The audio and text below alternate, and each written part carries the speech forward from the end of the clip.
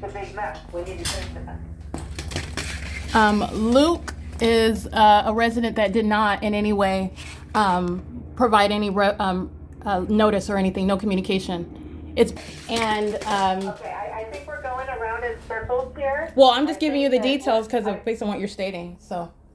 Okay, I hear what you're saying. So we haven't heard from Luke at all. Right, correct. Okay, but you've been emailing Luke and Joey and Marianne. Yes, correct. The process. I've been emailing all of them. Which I think is the right thing to do.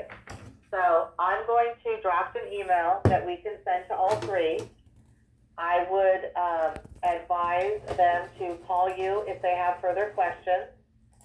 And I would, if you're going to accept the notice from Marianne, I would put them on notice to vacate. And then I'm going to suggest that maybe Maria, as the supervisor, call Joey and explain the process. That way, he can't bring Erica into it. Okay. Okay? Okay, Because I think there's some confusion here on the tennis part. They don't understand the process. If you would prefer Maria to do that, that's fine.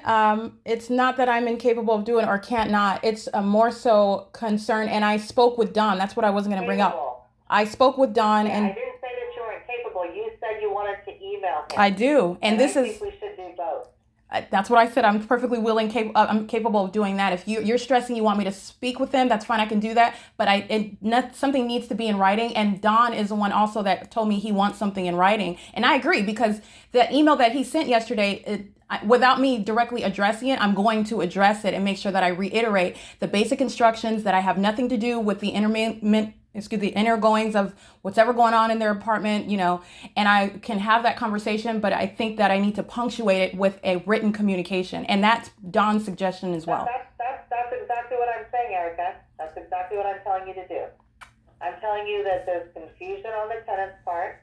We need to pick up the phone and call and address their concerns and guide them through the process. And I think we need to follow up with an email that cites the clause of their lease where they are responsible jointly and severally, and if we accept the notice to vacate from one, we accept it for the unit.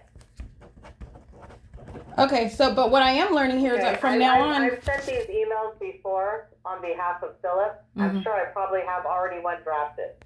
So I'm happy to send that to you so that you can forward it to the three parties involved. And if you feel more comfortable, calling Joey, since you have a rapport with him, that's fine too. I'll leave that between you and Maria.